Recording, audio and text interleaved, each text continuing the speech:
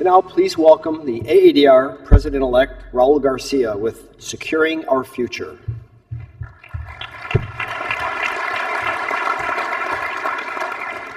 Thank you, Jack. You have served the association admirably over the past year, and through your expert leadership have set a high bar for the future. I feel honored and humbled to follow you as AADR President, and will do my utmost to build on the contributions that you and others have made.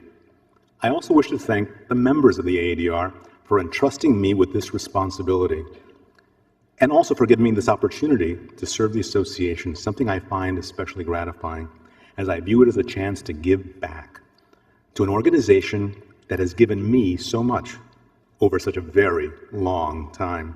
I joined the AADR 40 years ago as a dental student.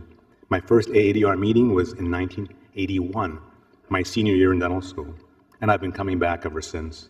The AADR has served as a constant throughout my career. I consider it my scientific home.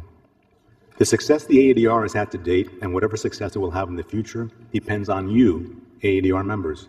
This success is focused on having an engaged membership, committed to doing the best science possible to advance knowledge, and also willing to serve the association in the important work of its scientific committees, research groups, networks, national committees, regional sections, on AADR Council, and as board members and officers. In order to secure our association's future success, I see three related areas that the AADR has just got to get right. They are our roles in promoting diversity, in supporting the next generation of scientists in dental, oral, and craniofacial research, and in advocacy.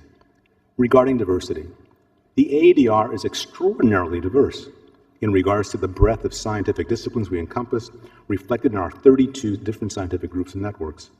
This intellectual diversity is an important strength. It also presents challenges and opportunities for us to find better ways to leverage that strength through greater crosstalk and collaboration.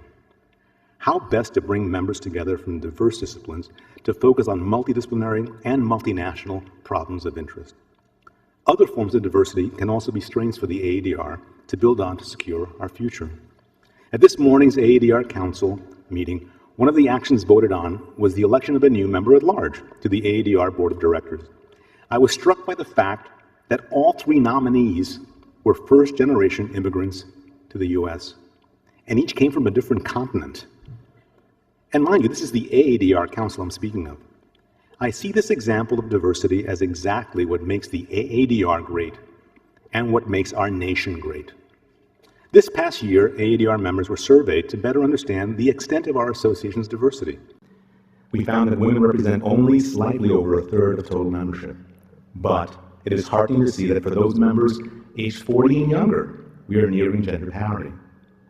The numbers of women in AADR leadership has also increased. However, much progress remains to be made. What is disappointing to see, although not surprising, was the survey's findings in regards to racial and ethnic diversity. For example, fewer than 3% of our members self-report as Black or African American. We can do better. We must do better. Fortunately, the importance of diversity is well recognized by the leadership of the association. As one example, earlier today, AADR Council took the important step of voting to establish a new AADR Committee on Diversity and Inclusion. The AADR needs to ensure there exists a robust and diverse pipeline of future scientists in dental, oral, and craniofacial research. To this end, the AADR needs to proactively support student research and the training and career development of new investigators. I can assure you that these will continue to be priority areas for the association. You'll hear a bit later on in the program today about a major new AADR initiative in support of student research. And I can also assure you the AADR will remain a forceful advocate at the national level for funding support for research training and career development. Over the coming year, I look forward to hearing directly from students and new investigators about ways that you believe the association can help you in your nascent careers. For decades now, the AADR has made significant investments in advocacy efforts, most recently incorporating the mission and the name of the Friends of the NIDCR into the AADR's governance structure. And what is it exactly that AADR is advocating for? Broadly speaking, it's to ensure that decision makers and the public are fully aware that oral health matters, that a person cannot be healthy without good oral health, and that the science that each of you is doing is essential to advancing knowledge that can serve to improve health. And yes, we also advocate for more funding to support the science that needs to get done. In our advocacy for research funding, we found that the best advocates are the scientists themselves. I thus encourage you to get involved in AADR's advocacy efforts. Please contact our headquarters office and we'll help you find ways to contribute. But what exactly should scientists' roles in advocacy be? How far should those efforts extend? And what should an organization like ours be advocating for?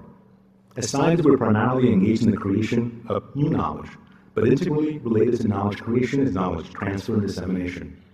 The latter are the main purposes of meetings like this and of the Association's scholarly publications.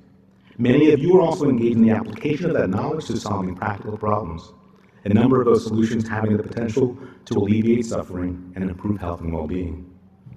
The work of science is also inherently a social activity conducted in complex social environments.